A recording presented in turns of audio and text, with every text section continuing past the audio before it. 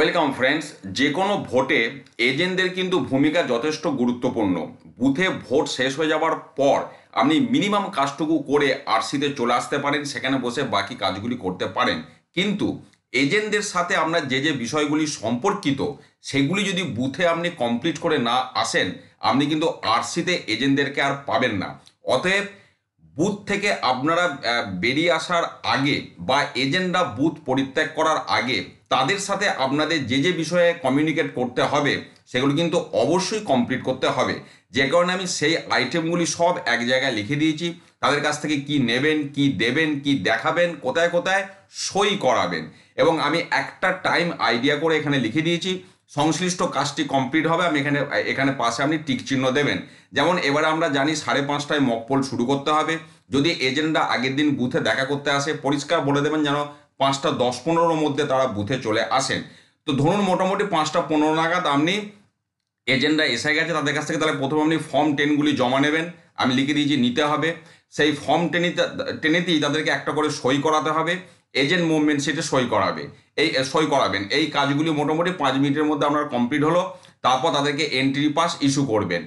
এবার entry pass issue করার পর ব্যালট ইউনিট, ভিভিপ্যাট এবং কন্ট্রোল ইউনিটের সিরিয়াল নাম্বারগুলি তাদেরকে দিয়ে দেবেন। তো এই কাজটা করতে করতে আমি মোটামুটি 5:45 আমরা সময় হয়ে যাবে, কারণ এজেন্টরা সবাই সঠিক টাইমে আসে না, 5-10 মিনিট লেট করে। এবার মোটামুটি ধরুন 5:45-এ আপনি মকপোল শুরু করলেন। তো মেশিন ফিট করার পর মকপোল শুরু করতে হবে আপনাকে। টোটাল মকপোল প্রসেসটা এজেন্টদেরকে দেখাতে হবে। মকপোল শেষ হতে হতে আমি ধরে নিচ্ছি 6:20 বাজছে। তাহলে 6:20 সময় এবার মকপোল হবার পর আপনাকে মেশিনটা সিল করতে হবে গ্রিন পেপার সিল দিয়ে। তাহলে ইউজড যে গ্রিন পেপার সিলটা আপনি ব্যবহার করবেন তার সিরিয়াল নাম্বার দিতে হবে, দেবেন এবং পাশে এখানে টিক মারবেন। এবং সেই গ্রিন পেপার সিলেতে এজেন্টদেরকে সই করাতে হবে। এটা গেল এক প্রস্তুত বিষয়। তারপর গ্রিন পেপার সিলের পর যে স্পেশাল অ্যাড্রেস ট্যাগটা ব্যবহার হবে তার সিরিয়াল নাম্বার দিতে হবে। স্পেশাল অ্যাড্রেস ট্যাগ যেটা আপনি ব্যবহার করবেন তাতে সই করাতে হবে। এই কাজগুলি করতে 6:20 বাজবে। এরপর যেটা আসছে আমার ইউজড অ্যাড্রেস ট্যাগ, কন্ট্রোল ইউনিটে একটা সিম্পল অ্যাড্রেস ট্যাগ দিয়ে সিল করতে হয়, তাতে সই করাতে হবে। আর ভিভিপ্যাটে কোনো ক্ষেত্রে একটা বা কোনো ক্ষেত্রে দুটো অ্যাড্রেস ট্যাগ দিয়েও ড্রপ বক্সটাকে সিল করতে হয়, সেখানেও আপনাদেরকে এজেন্টদেরকে দিয়ে সই করাতে হবে। তাহলে এই সমস্ত কাজ করতে করতে 6:25 ধরুন বেজে গেল। এরপর ওই মকপোল স্লিপগুলো যে আপনি কালো কভারটায় ভরবেন সেটা পিঙ্ক পেপার সিল দিয়ে সিল করতে হবে।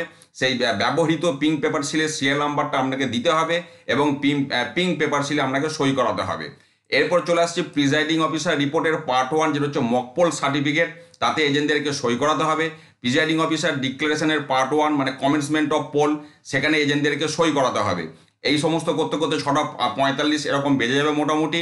এরপর এজেন্টদেরকে কিছু জিনিস দেখাতে হবে, যেমন টেন্ডার ব্যালট পেপারগুলি দেখাতে হবে যে সেগুলি ফাঁকা আছে, কোনো ভোট দেয়া নেই। টেন্ডার ব্যালট পেপারের সিরিয়াল নাম্বার তাদেরকে দিতে হবে। ইলেকট্রাল রোলের মার্কড কপিটা যে ফাঁকা আছে সেখানে পিবি ইডিসি ছাড়া আর কোনো মার্ক দেয়া নেই, সেটা দেখাতে হবে। তারপর ফর্ম 17 মানে রেজিস্টার অফ ভোটার, যেটা সেকেন্ড পোলিং অফিসারের কাছে থাকবে, সেটা যে ফাঁকা আছে দেখাতে হবে। এআইএস মানে হচ্ছে অ্যাডিশনাল ইনফরমেশন সিট, যার মধ্যে EDC list, ASD list, postal ballot list, proxy voter list, যা যা আপনাকে ডিসি থেকে দেবে সবগুলি যে থাকবে এমন কোনো মানে নেই, সেগুলি এজেন্টদেরকে দেখাতে হবে। এই সমস্ত কাজ করার পর এরপর আপনি 7টায় ভোট শুরু করলেন। তাহলে ভোট শুরু হয়ে যাওয়ার পর এবার ডিউরিং পোল কিছু কিছু ঘটনা ঘটতে পারে, আবার নাও ঘটতে পারে।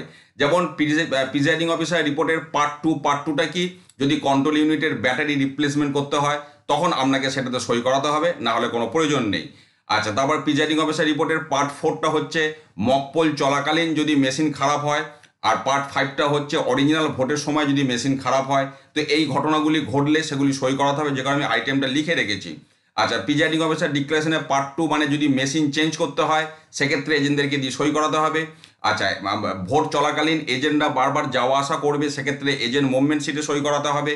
যদি ভোট চলাকালীন চ্যালেঞ্জ ভোট হয় তাহলে চ্যালেঞ্জ ভোটের রিসিপ্ট এবং ফর্ম 14-এ এজেন্টদেরকে দিয়ে সই করাতে হবে। এবারে ভোট চলাকালীন আর কোনো আইটেম নেই। এবার ভোট শেষ হয়ে গেল 6টায়, তাহলে 6:05 নাগাদ প্রিজাইডিং অফিসার রিপোর্টের পার্ট 3 মানে আপনি যে ক্লোজ বটনটা টিপেছেন কন্ট্রোল ইউনিটে, সেই পার্ট 3-তে এজেন্টদেরকে দিয়ে সই করাতে হবে। তারপর ভোটার রেজিস্টার মানে ফর্ম 17-এর লাস্টে একটা লাইন টানার পর সেখানে সবাই কি সই করতে হয় তার মধ্যে এজেন্টরাও সই করবেন। তারপর প্রিজাইডিং অফিসার ডিক্লারেশনের পার্ট 3 এবং পার্ট 4 মানে হচ্ছে আপনার end of the poll, vote শেষের পর দুটি ডিক্লারেশনে সই করতে হয়, সেখানে এজেন্টদেরকে সই করতে হবে। এরপর অ্যাড্রেস ট্যাগ যতগুলি আপনি কন্ট্রোল ইউনিট, ব্যালট ইউনিট এবং ভিভিপ্যাটগুলি কভারগুলি সিল করার জন্য যতগুলি অ্যাড্রেস ট্যাগ ব্যবহার করবেন তাতে এজেন্টদেরকে দিয়ে সই করাবেন। এবার এই সিল টিল করতে আপনার 6:30 এরকম বেজে যাবে। আর একদম সব শেষে এজেন্টরা যে সময় বুথ পরিত্যাগ করবেন ফাইনালি এজেন্ট মুভমেন্ট সিটে এজেন্টদেরকে দিয়ে সই করাবেন। এবার এই কাগজপত্র ফিল আপ করা, বক্স সিল করা, মোটামুটি ধরুন 7টা আপনার বেজেই যাবে। তাহলে এজেন্ট মুভমেন্ট সিটে ফাইনালি সিল করলো এবং এজেন্টদেরকে ফর্ম 17C দেবেন আপনি বুথ পরিত্যাগ করার জাস্ট আগে, এবং ফর্ম 17C দেওয়ার সময় ফর্ম 17Cতে এজেন্টদেরকে দিয়ে সই করিয়ে নেবেন। এইটা গেল মোটামুটি বিষয়। দুটো ঘর আমি ফাঁকা রেখেছি, যদি এমন কোনো ফর্ম শেষ মুহূর্তে এসে হাজির হয় তখন আপনারা ম্যানুয়ালি পেনে করে সেটা লিখে নিতে পারবেন এবং যে কাজটা যখন হবে পাশে টিক চিহ্ন দিয়ে সই করবেন। এরপর আমি যেটা এখানে লিখতে চাইছি দেখুন, যেখানে যেখানে গালা দিয়ে প্রিজাইডিং অফিসার সিল করবেন এজেন্টদেরকেও কিন্তু গালা দিয়ে সিল করতে বলবেন। এটা আমি এক জায়গায় এখানে লিখে দিয়েছি। এরপর আমি এখানে আর একটা জিনিস করে দিয়েছি আপনাদের সুবিধার্থে, সেটা হচ্ছে ফার্স্ট পোলিং, সেকেন্ড পোলিং এবং থার্ড পোলিং অফিসারদেরকে কিন্তু বেশ কিছু ফর্মে সই করতে হবে। যেমন ফার্স্ট পোলিং এবং সেকেন্ড পোলিং অফিসারকে প্রিজাইডিং অফিসার ডায়েরিতে সই করতে হবে, ফর্ম 17 এর একদম শেষে একটা লাইন টানার পর সেখানে সই করতে হবে, এবং প্রিজাইডিং অফিসার রিপোর্টে পার্ট 1 এবং পার্ট 3তে সই করতে হবে। আর থার্ড পোলিং অফিসারকে ফার্স্ট আর সেকেন্ড পোলিং অফিসারের একই আইটেমে সই করা, আর থার্ড পোলিং অফিসারকে প্রিজাইডিং অফিসার ডায়েরিতে শুধু সই করতে হবে না, কিন্তু ফর্ম 17 এর শেষে সই করতে হবে এবং প্রিজাইডিং অফিসার রিপোর্টের পার্ট 1 এবং পার্ট 3তে সই করতে হবে। সরি, কাজেই এই পোলিং অফিসারদের সইগুলো কিন্তু আপনারা ফর্ম 17 এটা ছাড়া বাকিগুলো আপনি আগের দিন রাত্রে অবশ্যই সই করিয়ে রেখে দেবেন, মানে P-1 ডে রাত্রে বা সন্ধ্যেবেলা আপনি সই করিয়ে রাখবেন। শুধু ফর্ম 17 এর শেষকালে সইটা করানো যাবে না। তো এই আমি সমস্ত লিস্ট এখানে এক কাছে করে দিয়েছি, আশা করি এটা আপনাদের যথেষ্ট কাজে লাগবে। যে কাজটি হবে পাশে টিক চিহ্ন দেবেন, তাহলে এজেন্ট রিলেটেড কোনো ব্যাপার আপনার কিন্তু কাজ থেকে বাদ চলে যাবে না, সমস্তটাই কম্প্যাক্ট আপনার কাজটা হবে। এবার এই পিডিএফটা ডাউনলোড করার লিঙ্ক এই ভিডিও ডেসক্রিপশনে আমি দিয়ে দিয়েছি, এবং এই পিডিএফ ফাইলটি খোলার জন্য আপনাকে যে পাসওয়ার্ডটা ইউজ করতে হবে এখানে দেখুন আমি লিখে দিয়েছি, ক্যাপিটাল DAWN ক্যাপিটাল RAM, বাকিগুলি সব স্মল লেটার দেখতেই পাচ্ছেন। যেমন এখানে পাসওয়ার্ডটা দেওয়া আছে এইভাবে পাসওয়ার্ডটা দেবেন পিডিএফ ফাইলটা খোলার জন্য, এবং অবশ্যই এই পিডিএফ ফাইলটা প্রিন্ট আউট করে নিয়ে যাবেন, কারণ আমার যতদূর ধারণা এটা আপনাদের এজেন্ট রিলেটেড কাজ করতে অন্তত যথেষ্ট মানে এটা কাজে দেবে, যে ওনাদের সম্পর্কিত কোনো ব্যাপার কিন্তু বাদ যাবে না। আমি প্রত্যেক বছরই এটা করে দিই, আপনাদের দাবি ছিল এই বিষয়টা, তো এটা আমি আপনাদের সাথে শেয়ার করলাম। আর লোকসভা ভোটের সমস্ত ভিডিও লিঙ্ক এই ভিডিও ডেসক্রিপশানে আপনারা পেয়ে যাবেন, সেগুলো অবশ্যই আপনারা দেখুন এবং সমস্ত ভোট কর্মীদের উদ্দেশ্যে শেয়ার করুন। আপনাদের আর যদি কোনো রিকোয়ারমেন্ট থাকে অবশ্যই ভিডিওতে কমেন্ট করবেন। ভালো থাকুন, সুস্থ থাকুন, ধন্যবাদ।